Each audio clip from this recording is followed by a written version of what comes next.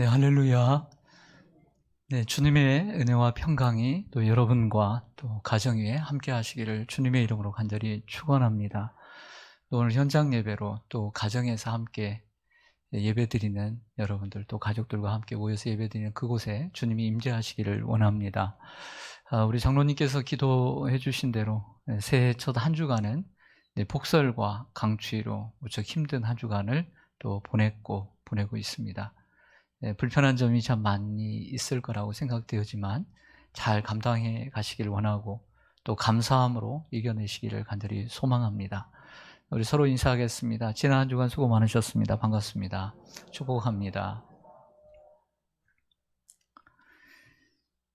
네, 오늘 함께 살펴볼 하나님의 말씀은 시편 63편입니다. 표제에 있는 대로 다윗이 광야에 있을 때 지은 시편입니다. 다윗의 인생 가운데 광야로 나갔던 때는 크게 두 번이었습니다. 한 번은 사울 왕에게 쫓겨 광야에서 생활했던 10년의 세월을 가리킵니다. 유대 광야로도 도망을 갔고 원수의 땅인 블레셋까지 도망을 쳐서 미친 채 하면서 살아남기도 했습니다. 근데 또 한 번이 있습니다. 그것은 아들 압살롬의 반역으로 인해서 도망을 쳐서 광야에 지냈던 몇 달 동안의 일입니다. 이 둘 중에 오늘 이 시편 63편이 어느 때에 지은 시편인가 100% 장담할 수는 없지만 대체적으로 후자에 속합니다. 아들 압살롬의 반역으로 인해서 광야로 도망쳤을 때라고 하는 이러한 것이 의견이 큰데요. 그 이유는 마지막 절 11절에 보면 오늘 시인 다윗이 자기 자신을 가리켜 왕이라고 지칭을 하기 때문입니다. 사울 왕에게 쫓겨 다닐 때는 다윗의 신분은 왕이 아니었기 때문이죠. 그래서 오늘 이 시편은 아들 압살롬에게 쫓겨서 광야에 있을 때에 지은 시편이라고 하는 것이 학자들의 의견입니다. 시편은 총 150편으로 되어 있습니다. 그 안에 5권으로 나눠져 있는데요. 총 150편 가운데 다윗의 공식적인 표제에 나오는 다윗의 시편만 절반에 이르는 73편입니다. 그 73편 가운데 오늘 시편 63편과 내용, 뉘앙스가 비슷한, 배경이 비슷한 시편들을 제가 일일이 하나 한번 찾아보았습니다. 이 시편 3편은 다윗이 그의 아들 압살롬을 피할 때에 지은 시이고요. 시편 34편은 다윗이 아비멜렉 앞에서 미친 채 하다가 쫓겨나서 지은 시. 시편 52편은 에돔인 도액이 사울에게 이르러 다윗이 아히멜렉의 집에 왔다고 그에게 말하던 때에 지은 시. 시편 54편은 10사람이 사울에게 이르러 말하기를 다윗이 우리가 있는 곳에 숨지 아니하였나이까 하던 때에 지은 시. 시편 56편은 다윗이 가드에서 블레셋인에게 잡힌 때에 지은 시. 시편 57편은 다윗이 사울을 피하여 굴에 있던 때에 지은 시. 시편 59편은 사울이 사람을 보내어 다윗을 죽이려고 그 집을 지킨 때에 지은 시. 그리고 오늘 시편 63편은 다윗의 시, 광야에 있을 때에 지은 시로 기록되어 있습니다. 이렇게 다윗이 사울 왕에게 또는 아들 압살롬에게 피해서 광야에 있던 이러한 시편이 공식적으로만 8편입니다. 여러분, 바다의 눈물이라고 불리는 진주가 있습니다. 이 진주는 고통과 아픔을 이겨내고 만들어집니다. 조개의 몸속에 들어가는 이 모래알이 있는데 이 조개의 몸속에 들어가는 모래알이 모두가 진주가 되는 것은 아닙니다. 몸속에 들어온 모래알을 무시해버리면 그 조개는 점점 병들어 썩어서 그리고 죽고 만다고 합니다. 그런데 몸속에 들어온 모래알의 도전을 받아들이면 그 안에, 그 조개 안에 있는 진주층이라고 하는 네이커라고 하는 곳에서 생명의 즙을 짜내기 시작하고 그 생명의 즙으로 모래를 감싸기 시작합니다. 그리고 그렇게 해서 1년, 2년 후에 만들어지는 것이 진주입니다. 다윗의 많은 시편이 있지만 저는 오늘 사울 왕에게 그리고 압살롬에게 쫓겨다니면서 이 지은 시편이 마치 진주와 같은 시편이라고 저는 생각이 들었습니다. 하지만 광야에 나갔다고 해서 모든 사람이 진주를 만들어내는 건 아니에요. 대부분 많은 사람들이 그 광야에서 묻히고 그리고 잊혀져 가는 사람도 많이 있어요. 다윗의 시편이 진주와 같은 아름다운 시편이 된 것은 그가 고난의 광야에서 하나님께 대한 태도와 모습이 달랐기 때문이에요. 그 고난의 광야에서 하나님께 보인 그 믿음의 자세, 믿음의 모습 때문에 진주와 같은 시편이 나올 수 있었던 겁니다. 오늘은 바로 그것을 살펴보려고 해요. 자, 첫 번째. 오늘 시편 63편에서 우리에게 보여주는 고난의 광야에서 다윗의 태도. 다윗은 광야에서 하나님을 간절히 찾았습니다. 따라하겠습니다. 광야에서 하나님을 간절히 찾았습니다. 다윗은 메마른 광야에서 머무는 동안 하나님께 관심을 두었어요. 우리가 살면서 하나님께 관심을 둔다는 건 대단히 중요한 거예요. 이것은 하나님을 자꾸 생각한다는 거예요. 하나님께 집중한다는 거예요. 여러분들이 삶을 살아가면서 여러분들의 관심이 다 관심사가 다 다르죠. 근데 우리 그리스도인들의 공통 관심사, 어떤 상황에서도 하나님께 관심을 가져야 돼요. 오늘 1절을 보겠습니다. 하나님이여 주는 나의 하나님이시라. 내가 간절히 주를 찾되 물이 없어 마르고 황폐한 땅에서 내 영혼이 주를 갈망하며 내 육체가 주를 앙모하나이다. 오늘 이 첫 절에서요, 이 다윗이 고난의 광야에서 하나님을 찾았다는 단어가 3번 나옵니다.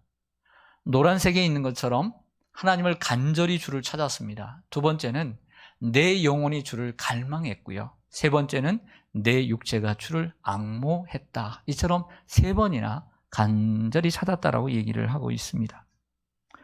나의 상황에 따라 내가 믿는 하나님이 달라지면 안 됩니다. 내가 형통하고 행복할 때는 참 좋으신 하나님, 나의 하나님, 이렇게 고백을 하고, 내 상황이 힘들어지고 괴로울 때는 너의 하나님이나 하라고, 그리고 나쁜 하나님이라고 고백하면 안 됩니다. 오늘 다윗은 우리가 놓치기 쉬운 하나님에 대한 호칭이 있습니다. 하나님이여 주는 나의 하나님이시라. 이렇게 시작한다는 것을 기억해야 합니다. 하나님이여 주는 나의 하나님이십니다. 오늘 행복하고 형통하고 건강하고 아무런 문제가 없을 때 하나님, 여전히 주님은 나의 하나님이라고 고백하는 것이 아니라 오늘 압살롬에게 오늘 쫓겨 광야에 있던 때에 뭐라고 하나님을 고백하냐면 하나님이여 주는 나의 하나님이시니이다. 이렇게 첫 절을 시작하고 있다는 것을 놓치지 말아야 해요. 그러나 일부 사람들은 자기의 상황이 나빠지면 하나님에 대한 개념과 정의가 달라집니다. 믿음에 대한 회의를 갖거나 하나님께 대한 신앙이 흔들리는 경우를 보게 됩니다. 고난의 광야에서도 우리는 다윗처럼 하나님에 대한 고백이 달라져서는 안 됩니다. 따라서 하겠습니다. 하나님이여 주는 나의 하나님이시니이다. 다윗은 광야에서도 간절히 주님을 찾았습니다. 지난 새해 첫 주일에 말씀드린 바와 같이 오늘 올해 우리 교회 표어는 하나님을 기쁘시게 하는 교회, 그런 성도가 되기를 원하는 표어를 정했습니다. 여기 표의 현수막에 나와 있는 것처럼 우리 가정에서는 못 보겠지만 들어주시기 바랍니다. 아래쪽에 올해 성경 구절이 있습니다. 에베소 5장 10절에 보면 하나님을 기쁘시게 할 것이 무엇인가 시험하여 보라. 지난주에도 말씀드린 것처럼 너무 시험이라고 하는 단어에 우리는 개념이 거기에 박혀 있어요. 그러면 안 됩니다. find out이라는 말은 하나님을 기쁘시게 할 것이 무엇인가를 찾아보고 발견하라는 거예요. 하나님의 뜻이 무엇일까? 하나님이 내게 무엇을 원하실까? 하나님이 내가 어떻게 살기를, 내가 어떻게 행동하기를 원하실까? 하나님 무엇을 기뻐하실까를 늘 염두하고 찾는 사람이 되어야 합니다. 이것은 하나님을 찾는 거죠. 하나님을 찾는다는 것은 내가 필요할 때 하나님만 부른다는 것이 아니라 하나님이 나에게 원하시는 것이 무엇인가를 찾는 거예요. 하나님이 내가 어떤 사람이 되기를 원하시고 무엇 하기를 원하신가를 찾는 것이 하나님을 찾는 것이죠. 다윗은 하나님을 찾되 두 가지로 표현합니다. 하나는 내 영혼이 주를 갈망하며 내 육체가 주를 앙모하나이다 라고 표현합니다. 시편 42편 1절에서 고라는 이렇게 고백하죠.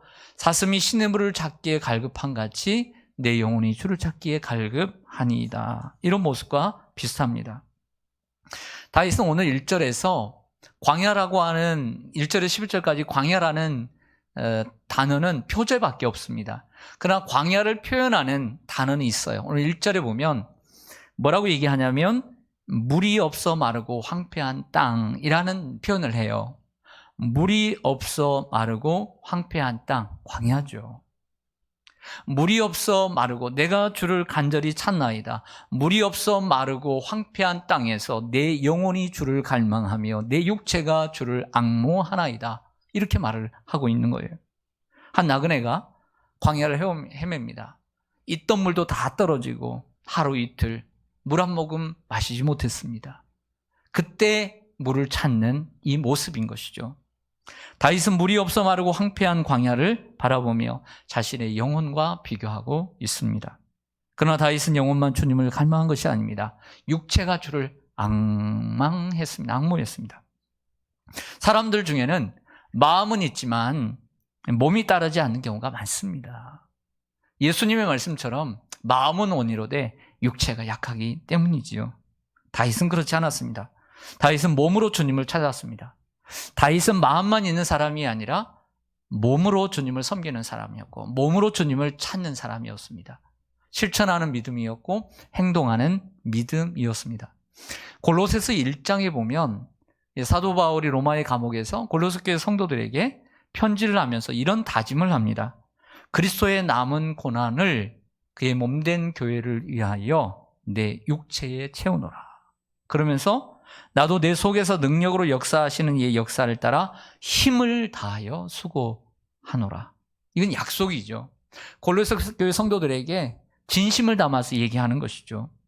우리가 주님을 찾고 섬길 때 마음만 있으면 안 됩니다. 몸이 움직여야 하고 실천으로 옮겨야 합니다. 사람들이 마음만 있는 사람 어떻게 우리가 신뢰를 합니까? 예수님이 말씀하셨습니다. 산상설교에서 이렇게 말씀하시죠. 그래서 오늘 차전사님께 오늘 예배 전에 이 찬송 가사가 있는 찬송을 제가 부탁을 한 겁니다. 마음이 상한 자를, 이 찬송의 후렴에 보면 의에 줄이고 목마른 자는 복이 있나니 그들이 배부를 것이며, 마치 광야에서 물이 없어 마르고 황폐한 땅에서 물을 찾는 것처럼 하나님을 찾는 자 그들이 배부를 것이다 라고 얘기합니다. 고난의 광야에서 물이 없어 마르고 황폐한 땅에서 하나님을 간절히 찾을 때 하나님 우리를 만나주시고 그리고 만족시켜 주실 줄로 믿습니다. 두 번째로 다윗은 고난의 광야에서 하나님을 찬양했습니다. 따라하겠습니다. 광야에서 하나님을 찬양했습니다. 상황에 따라서 반응하는 사람이 있습니다. 반면에 어떤 상황이 와도 나는 이렇게 살겠다고 결심하며 사는 사람도 있습니다. 다윗은 후자였습니다. 봐서 상황이 좋아지면 하나님을 찬양해야지가 아니고 나는 어떤 상황이 와도 하나님을 찬양하겠다라고 다짐하고 있는 거죠. 찬양은 믿음이요 그리고 결단입니다. 오늘 3절 말씀을 보겠습니다. 시편 63편 3절에 보면 주의 인자하심이 생명보다 나음으로 내 입술이 주를 찬양할 것이라. 주님의 인자하심이 생명보다, 주님의 인자가 있고 생명을 비교해 볼 때, 저울에 올려놓을 때 주님의 인자하심이 생명보다 낫다. 이 말은 주님께서 내게 베푸신 사랑을 생각해 보면 나의 이 목숨보다, 이 생명보다, 목숨보다 훨씬 주님의 사랑이 크기 때문에 어떠한 상황이 내게 닥치더라도 나는 항상 주님을 찬송하겠다라고 하는 격정적인 고백인 거예요. 하나님은 지금까지 나를 신실한 사랑으로 인도해 오셨습니다. 내 상황이 조금 안 좋아지고 처지가 나빠졌다고 해서 찬양하는 것을 멈추지 않겠다는 것이죠. 여러분들 사도행전 16장에 보면 사도 바울이 신라와 함께 2차 선교행을 가다가 드로아에서 성령의 인도를 받고 에게를 뛰어넘어 유럽, 그리스의 땅인 빌립보라고 하는 성에 도착을 하죠. 복음을 전했습니다. 귀신 들린 일을 고쳤습니다. 그런데 그 일로 인해서 매를 맞고 한밤중에 감옥에 갇혔습니다. 성경을 자세히 보면 그들이 옷을 다 벗기고 매를 때렸다 그랬어요. 다 큰 어린이 얼마나 수치스럽겠습니까? 얼마나 고통스러웠겠습니까? 근데 그 고통스러운 밤에 성경은 한밤중에 옥중에서 바울과 실라가 기도하고 하나님을 찬송하니 죄수들이 듣더라라고 누가는 기록합니다. 바울과 실라의 믿음은 상황에 따라서만 하나님을 찬양하는 것이 아니라 내 몸이 건강할 때만 하나님을 찬양하는 것이 아니라 매를 맞아 병이 들어 아팠을 때도 찬양하겠다라고 하는 것입니다. 바울과 실라는 고난의 광야에서도 하나님을 찬송했습니다. 하나님의 신실한 사랑이 자신의 이 처지와 목숨보다 중하다고 생각했기 때문이죠. 만약 우리의 믿음이 상황에 따라서 달라진다면, 그 상황에 따라서 하나님을 찬양했다가 상황이 나빠지면 하나님을 찬양하지 않는 믿음이라면 우리의 믿음은 어떤 믿음일까요? 시편 63편 4절을 보면 이름으로 나의 평생의 주를 송축하며 주의 이름으로 말미암아 나의 손을 들리이다 라고 계속해서 찬송을 이야기합니다. 다윗은 단순히 내가 어려울 때에 구원해 주신 그 하나님의 은혜 때문에 찬양할 것이라고 얘기하지 않아요. 형통하고 행복할 때만 찬송하겠다고 다짐하지 않습니다. 자기의 전생애를 통해 내 평생의 주를 송축하며 내 손바닥이 저 하늘을 향하여 보이도록 손을 들겠다라고 찬송합니다. 다윗은 광야에 나와 있기에 제단으로 나아가 하나님께 제사를 드릴 수가 없었습니다. 그러나 다윗은 손을 들고 그의 목소리로 찬송의 제사를 드릴 수 있었습니다. 히브리서 기자는 그의 마지막 13장 15절에서 이렇게 얘기합니다. 그러므로 우리는 예수로 말미암아 항상 찬송의 제사를 하나님께 드리자. 여러분, 우리가 하나님 앞에 나아갈 수 있는 것, 그리고 하나님 앞에 기도할 수 있는 것, 하나님 앞에 찬송할 수 있는 모든 이유는 예수로 말미암아 예수님 때문에 우리는 예배할 수 있고 기도할 수 있고 찬송할 수 있는 줄로 믿습니다. 사랑하는 성도 여러분, 여러분들이 요즘 교회에 나오지 못합니다. 오늘 다윗처럼 하나님의 전에 나와서 찬양도 못하고 예배도 제대로 집에서 드릴지라도 그래도 여러분 다윗처럼 찬송할 수 있습니다. 얼마든지 찬송할 수 있어요. 한 찬송을 가까이 하십시오. 그리고 찬송을 틀어놓고 같이 노래하시고 송축하고 찬송가 1장부터 645장까지 계속 그냥 가사를 읽고 그냥 혼자 부흥해 하세요. 뭐 음정 박자 뭔 상관입니까? 저도 혼자 부를 때는 다 들려요. 상관없어요. 제가 마이크 잡을 때만 잘하면 되지. 네, 혼자는 못 듣는다. 음정 박자 틀리자고 저는 집에서 소리 들어요. 혼자 부르는 건 상관없어요. 혼자 골방에 들어가서 찬송하고 주님을 만나세요. 할렐루야. 그럴 때 하나님은 여러분의 속사람을 만족시켜 주실 것입니다. 우리 시편 63편 5절 말씀에 보면 골수와 기름진 것을 먹음과 같이 나의 영혼이 만족할 것이라. 나의 입이 기쁜 입술로 주를 찬송하되 찬송의 단어를 계속 이어가고 있습니다. 다윗은 광야로 나와 모든 것을 잃어버렸습니다. 하지만 그때 만족을 얻습니다. 우리는 지금 코로나로 인해 많은 걸 잃어버린 성도님들이 참 많아 마음이 아픕니다. 그러나 지금이 하나님의 만족을 배울 때입니다. 풍족할 때 감사를 모르고 살았던 우리가 이 흉년의 때인 지금 만족을 배웁니다. 하나님께서 우리에게 은혜를 주실 줄로 믿습니다. 지지난 주간에 마침 다윗의 이야기가 기록되어 있는 사무엘하를 우리가 새벽에 몇 주 동안 묵상을 했습니다. 하루에 한 장씩 일주일에 5장을 공부를 하는데 이제 열왕기상으로 이번 주부터 넘어가게 되는데 마침 지지난 주에 이 다윗의 이야기죠. 다윗과 아들 압살롬의 이야기를 배우게 되었어요. 제가 그때 우리 새벽에 나온 성도님들에게 그런 얘기를 했습니다. 여러분, 우리가 자식을 낳고 키웁니다. 그런데 늘 자식과 좋은 사이가 될 수 있지만 때로는 자식과 등 돌릴 때도 있습니다. 하지만 이 다윗과 압살롬처럼 원수지간이 되어서는 안 되잖아요. 제가 이런 얘기를 한 적이 있어요. 다윗의 마음이 얼마나 아팠던가 이해가 갑니다. 하지만 다윗처럼 되고 싶진 않아요. 자식과 등 돌리고 자식의 아버지를 죽이는 상황이 되고 싶진 않아요. 제가 왜 이야기를 하냐면 오늘 다윗의 마음이 얼마나 찢어지게 아팠느냐를 여러분들이 공감하라는 거예요. 그럼에도 불구하고 오늘 이 다윗은 내 평생에 하나님을 송축하며 내 손을 들겠다라고 얘기를 하는 거예요.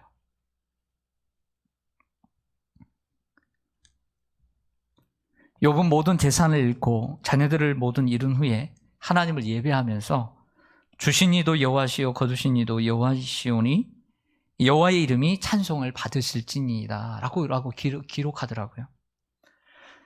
욥의 찬송은 눈물을 머금고 드리는 찬송이었을 거예요. 인생의 어떤 아픔도 하나님을 찬송하는 것과 바꿀 수 없음을 우리에게 교훈해주고 있습니다. 나는 찬송할 수 없어요. 그 마음 이해합니다. 여러분 그럴 때마다 다윗을 생각해 보십시오.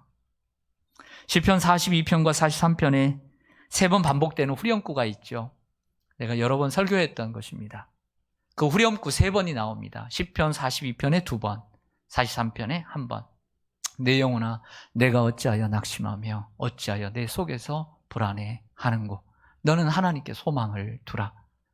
그가 나타나 도우심으로 말미암아 내가 여전히 찬송하리로다. 이 뒤에 글이 마음에 와닿지 않습니까? 내가 여전히 찬송하리로다. 이런 여러분들 되시기를 바랍니다. 고난의 광야에서도 하나님께 소망을 두고 그의 도우심을 바라보면서 여전히 찬송하는 여러분 되시기를 주님의 이름으로 소망합니다. 셋째로 다윗은 고난의 광야에서 말씀을 묵상했습니다. 따라서 하겠습니다. 광야에서 말씀을 묵상했습니다. 우리 교회 우리 함께 했던 신인선 권사님이라는 분이 계십니다. 지금은 미국 LA 쪽에 가셔서 따님과 함께 이민 생활을 잘 하고 계시는데 몇 번 오셨었습니다. 지금은 90이라는 나이가 넘어서 참 힘겹게 보냅니다. 가끔씩 요즘은 이제 카톡을 배우셔서 전화가 잘 안 되니까 카톡을 하셔요. 그럼 카톡을 이렇게 하고 또 카톡으로 그 보이스톡을 합니다. 그런데 이번에 이렇게 말씀하시더라고요. 참 너무 우리 교회가 모교회가 그렇게 생각이 나고 그렇게 생각이 난다. 그리고 우리 장로님들 생각나고 여러분들에게 안부를 물어요. 인사를. 그래서 제가 이 시간을 빌어 우리 신인성 권사님 대신해서 여러분들 보고 싶다고 안부를 전합니다. 그러면서 몸은 힘들지만 작년 한 해 코로나19로 인해서 여러분처럼 아무 데나 갈 수가 없잖아요. 그래서 도움된 게 있대요. 성경을 열심히 읽었대요. 성경을 많이 읽었대요. 할렐루야. 고난의 광야에서도 얼마든지 우리는 하나님의 말씀을 가까이 할 수 있다는 거예요. 시편 63편 6절. 내가 나의 침상에서 주를 기억하며 새벽에 주의 말씀을 작은 소리로 읊조릴 때에 하오리니. 아멘. 침상에서 주님을 기억하는 거예요. 하나님께 늘 관심을 두는 거죠. 기억한다는 것은 마음에 생각한다는 것입니다. 마음에 떠오르는 것을 깊이 생각하는 것, 이것이 기억입니다. 하나님을 기억한다는 것은 하나님의 말씀을 기억하고 하나님께서 내게 행하신 일들을 기억하고 마음에 깊이 생각하는 것입니다. 결국 기억한다는 말을 다른 말로 표현하면 묵상한다는 것입니다. 묵상이 그런 것입니다. 다윗은 새벽에 일어나 주님의 말씀을 작은 소리로 읊조렸다고 말씀하고 있습니다. 하루는 어떤 권사님과 통화를 하게 되었습니다. 이런저런 얘기를 나누다가 이 권사님께서 비밀 아닌 비밀을 말씀하셨어요. 내 인생의 마지막 성경 필사를 하고 있다라고 하는 것입니다. 그래서 이런 말씀하셨습니다. 큰아들에게 전화를 해서 자신이 성경을 필사하고 있는데 내가 이 다 못 쓰고 죽으면 네가 대신 계속 이어서 써야 된다. 그러셨다고 그래요. 그래서 제가 그랬죠. 권사님 건강하게 다 쓰실 수 있지요 라고 했습니다. 그래서 귀한 유산으로 자녀들에게 물려주세요 라고 했습니다. 요즘처럼 코로나로 인해 어디 나갈 수도 없고 다른 일을 할 수 없는데 하나님께서는 자신에게 남들에게 없는 것을 주셨대요. 가만히 있지 않는, 뭔가를 새롭게 시도하는 그런 마음을 늘, 그런 성격을 주셔서 은사를 주셨다고 합니다. 그래서 올해는 성경 필사를 목표하고 쓰고 계신다는 거예요. 그렇습니다.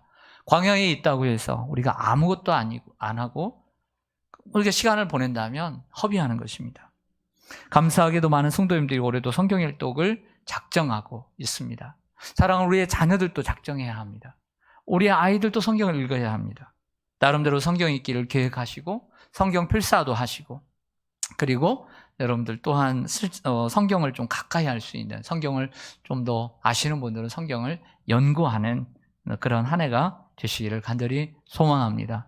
시간이 있다면 그 시간을 어떻게 활용할 것인가를 생각해 보시기를 바랍니다. 넷째로, 다윗은 광야에서 하나님을 가까이 따랐습니다. 따라하겠습니다. 광야에서 하나님을 가까이 따랐습니다. 다윗은 왕궁을 떠나 광야에 저 멀리 있었기 때문에 하나님의 성소를 가까이 할 수가 없었습니다. 그러나 그의 영혼만큼은 하나님을 가까이 따랐습니다. 8절 보겠습니다. 나의 영혼이 주를 어떻게 따라요? 가까이 따르니 주의 오른손이 나를 붙드시거니와. 두려워하지 말라, 내가 너와 함께함이라. 놀라지 말라, 나는 너의 하나님이 됨이라. 내가 너를 굳세게 하리라. 내가 참으로 너를 도와주리라. 나의 의로운 오른손으로 너를 붙들리라. 우리가 하나님을 가까이 하면 주님의 오른손이 나를 붙들어 주시는 것이죠. 나의 영혼뿐만 아니라, 영혼이란 몸뿐만 아니라 나의 온 전 인격이 하나님을 따랐다는 것입니다. 여기서 따랐다는 것을 다시 말씀드릴게요. 따랐다라고 하는 그 본문의 단어를 보면 그냥 이만큼 멀찌감치 따랐다는 것이 아니라 가까이 딱 붙어서 따랐다는 뜻을 가지고 있어요. 비록 성소에서 떨어진 광야에 있을지라도 하나님과 멀어질 수 없다는 다윗의 강한 의지가 엿보입니다. 모든 고난과 아픔 속에서도 하나님을 멀리하지 않고 가까이 하겠다는 다윗의 마음을 우리는 읽을 수 있습니다. 여러분들, 사람이 어느 때 하나님을 좀 더 가까이 하고 어느 때 하나님을 좀 멀리 할까요? 사람마다 성향이 다르지만 좀 대체적으로 저는 이렇게 생각합니다. 일반적으로는 사람이 힘들고 어려울 때는 하나님을 찾게 되어 있어요. 이게 일반적이라고 봅니다. 그래서 반대로 하나님을 멀리하는 경우는 우리가 평안하고 아무 일도 없고 행복하고 형통할 때 도리어 하나님을 멀리하기 쉬운 존재가 저는 인간이라고 생각을 해요. 요즘처럼 코로나19로 교회를 1년 가까이 나오지 못하고 성도들과 또 교제도, 기관 식구들, 구역 식구들 전화는 가끔 하지만 얼굴을 못 보다 보니까 거리가 멀어진다는 얘기를 간혹 듣습니다.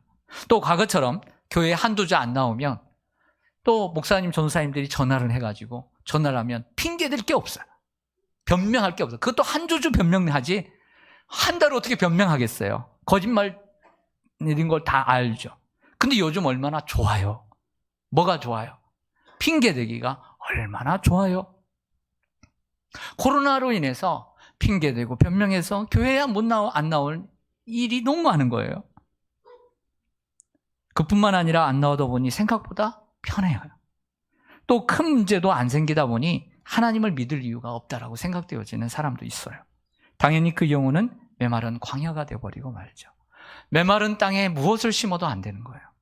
성도 여러분, 다윗은 광야에 나갔을 때 더욱 하나님을 가까이 했습니다. 여러분, 예배로 우리가 이 코로나를 이길 수 있는 길은 예배입니다. Remember time, 주일 오전 예배, 수요 예배, 금요 기도회. 못 나오더라도 예배의 시간을 사수해야 돼요. 그리고 그 시간에 집중하면 여러분 충분히 여러분 하나님을 가까이 하고 여러분의 신앙을 지킬 수 있는 줄로 믿습니다. 저는 확신해요. 그러지 않기 때문에 하나님과 멀어지는 거예요. 시편 57편 7절과 8절에 보면 여러분들이 잘 아는 말씀이 나옵니다. 하나님이여, 내 마음이 확정되었고 내 마음이 확정되었사오니 내가 노래하고 내가 찬송하리이다. 내 영광아 깰지어다, 비파야 수금아 깰지어다, 내가 새벽을 깨우리다. 마음속에 똑같은 거지만 이 시편 57편은요 다윗이 사울을 피해 굴에 있던 때에 지은 광야 시편이에요. 어떤 다짐을 하냐면 내가 여호와를 찬송하겠다라고 하는 다짐을 해요. 어떤 상황에서 하나님을 찬양하겠다. 그리고 새벽을 깨우겠다. 광야에 있을 때에 하나님을 가까이 하려고 기도하는 일을 쉬지 않았습니다. 사도 바울은 이렇게 얘기하죠. 쉬지 말고 기도하라. 꼭 교회에 나와 기도하라는 말은 아닙니다. 여러분들이 가정에서 기도할 수 있다면, 직장에서 기도할 수 있다면, 기도의 장소가 좋은 장소가 있다면, 기도가 잘 되는 장소가 있다면 거기서 기도하십시오.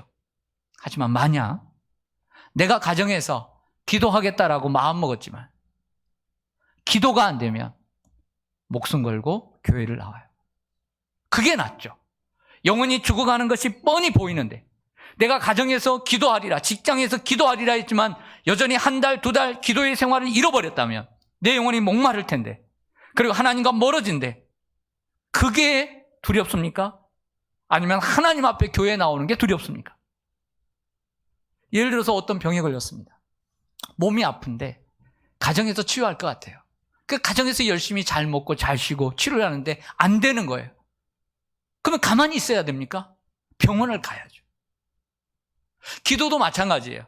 나름대로 내가 작정하지만 안 돼요. 하질 못했어. 그렇게 살면 안 되죠. 코로나 상황에서도 교회 나와서 기도해야 자기가 사는 거죠. 광야 시편들을 보면 다윗은 기도를 쉬지 않았습니다. 공부할 때 하나님께 부르짖고 하나님을 의지한 줄로 믿습니다. 기도를 쉬지 않는 여러분들 되시기를 바랍니다. 지난 주간에 전화가 한 통 왔습니다.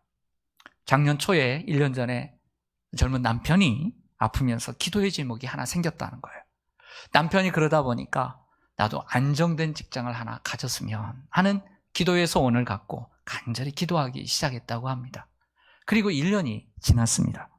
그래서 지난달 12월에 결혼 전에 다녔던 그 좋은 회사의 선배에게 전화 한 통이 왔습니다.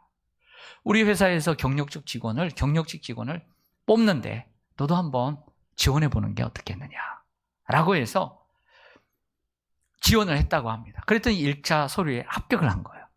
2차 면접을 보고 3층 심층 면접에 통과를 한 거예요.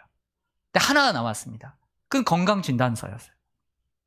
그 회사가 지정한 병원이 있는데 그 병원에서 건강검진을 받아서 건강검진서를 지난 수요일까지 내야만 했던 거예요. 그런데 연락을 해보니까 월요일, 화요일이 쉬는 날인 거예요. 이틀이나. 그럼 어떻게 해요? 그런데 놀랍게도 그 지정병원이 바로 우리 같은 기관의 회원이 다니는 직장이었어요. 병원이었어요. 그래서 그 회원에게 연락을 해서 그 회원이 좀 능력이 있었나 봐요. 그래서 조치를 취해가지고 검사를 받고 수요일까지 그 원서를, 건강검진서를 제출한 거예요.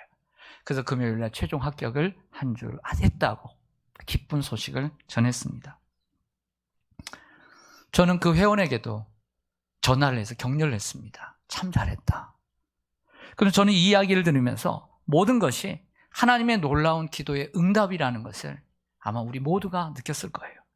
하나님이 이처럼 세심하게 간섭해 주시는 것을 느낄 수 있었습니다. 우리가 형통할 때에는 하나님을 찬송해야 합니다. 하지만 우리가 공고할 때에는, 고난의 때에는 기도해야 합니다. 우리가 형통할 때에도 하나님은 기뻐하시죠. 우리가 잘 되니까 하나님 기뻐하시지만요, 그 기쁨보다도 우리가 공고할 때, 고난의 광야 속에서도 오늘 다윗과 같은 이러한 모습을 보일 때 하나님은 우리를 통해서 더 기뻐하시고요, 그리고 하나님은 더 큰 영광을 받으세요. 삶에 성공할 뿐만 아니라 실패할 수도 있습니다. 그러나 그 실패 속에서도 변화없는 믿음의 모습을 보일 때 하나님은 우리가 사업에 성공하고 좋은 직장에 다니면서 그런 어떤 상황 가운데 하나님이 늘 영광 받으시는 건 절대 아니에요. 곤고할 때, 고난의 광야 속에서도 변함없는 모습을 하나님 앞에 보일 때 하나님은 그걸 몇 배로 기뻐하세요. 그리고 하나님 우리들에게 선한 영향력을 끼치며 살아가게 하십니다. 마지막 11절을 좀 보시겠습니다. 왕은 하나님을 즐거워하리니, 이 왕은 오늘 이 글의 저자인 다윗입니다. 하나님을 즐거워하리니 주께 맹세한 자마다 자랑할 것이나 거짓말하는 자의 입은 막히리로다. 아멘. 다윗은 자신을 왕으로 지칭하고 하나님을 즐거워할 것이라고 말합니다. 그리고 주께 맹세한 자마다 자랑할 것이라고 했는데, 주께 맹세한다는 말은 주께 서원하고 주께 결단한 자들, 즉 하나님을 신뢰하는 자들, 이라고 얘기합니다. 그 하나님을 신뢰하는 자들을 통해서 하나님이 자랑을 받고 하나님이 영광을 받으시게 되는 거죠. 다윗처럼 고난의 광야에서도 하나님이 나의 하나님인 것을 변함없이 고백하고 간절히 하나님을 찾고 찬양과 말씀 생활을 놓지 않고 기도로 하나님께 가까이 따르겠다고 서원하고 맹세하고 결단하는 이들을 통해 하나님을 찬양하고 자랑하게 될 것이라고 말씀합니다. 성도 여러분, 2021년은 우리에게 또 한 해의 광야 시간을 더 준 것 같습니다. 올 한 해는 더더욱 코로나로 인해서 우리의 광야 시간이 더 길어졌습니다. 언제까지일지는 모르지만 다윗처럼 영혼의 만족을 누리며 또 하나님께 꼭 가까이 붙어있는 우리 성도님들 되시길 바랍니다. 올 한 해 어떻게 보낼 것인가? 이 고난의 광야 속에서, 코로나의 광야 속에서 나는 어떻게 하나님을 바라보고 살 것인가? 시편 63편을 곰곰이 그리고 때때로 찾아서 읽고 묵상해 보시기를 주님의 이름으로 간절히 축원합니다. 아멘. 기도하겠습니다.